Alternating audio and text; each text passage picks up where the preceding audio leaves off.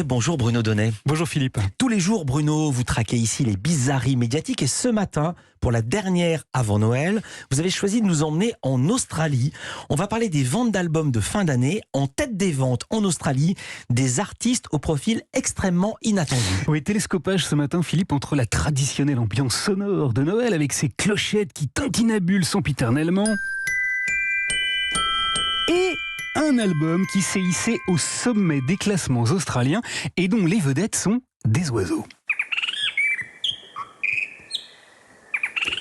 Alors si je vous raconte cette histoire ce matin, Philippe, ici dans Culture Média, c'est parce que cette épopée culturelle doit tout aux nouveaux médias que sont les réseaux sociaux. Figurez-vous qu'une fine équipe constituée à la fois de chercheurs et de musiciens s'est mise en tête d'aller enregistrer des chants d'oiseaux menacés de disparition un peu partout en Australie.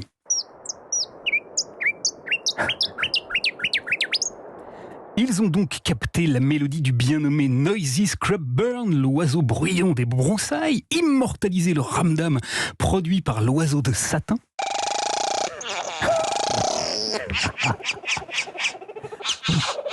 Mais également les vocalises du mineur à oreilles noires qui a une petite tendance à imiter Flipper le dauphin. Ah oui. Celle du hibou aboyeur du sud qui se prend, lui, pour un chien. Ou encore le ricanement du perroquet vert de Norfolk qui a l'air de bien se payer notre tête.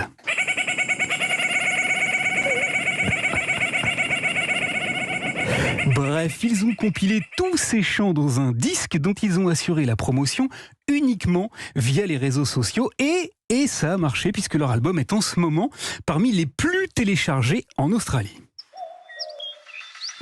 Alors il faut tout de même que je vous dise que l'affaire est extrêmement sérieuse, Philippe, car d'après une étude publiée par l'université Charles Darwin du nord de l'Australie, un oiseau sur 6 est actuellement menacé d'extinction dans le pays.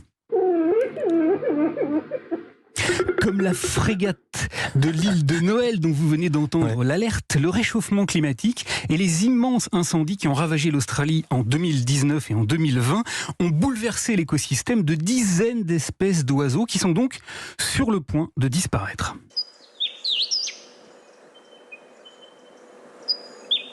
Alors cet album s'intitule Songs of Disappearance, les chants de la disparition en français. Vous pouvez le télécharger ou l'offrir. Tous les produits de la vente sont reversés au projet BirdLife Australie qui défend l'environnement un peu plus activement que le gouvernement australien lui-même qui vient tout juste lors de la dernière COP26 de refuser de s'engager sur la sortie du charbon, une attitude qui a beaucoup choqué l'albatros royal du Sud qui a confié son sentiment aux chercheurs.